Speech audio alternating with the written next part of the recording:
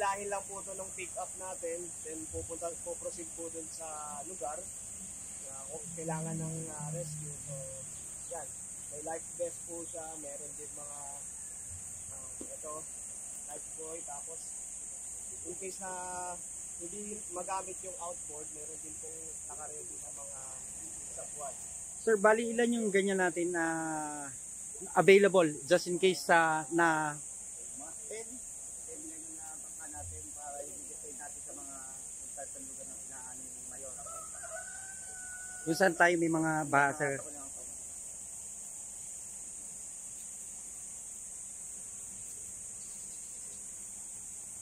Yung mga high engine natin.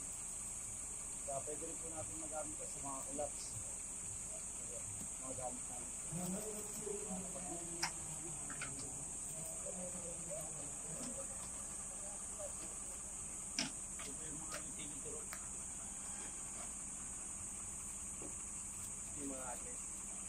Sir, nagagamit din natin yan pang rescue sa mga naipit sa baha, sir? Yes po.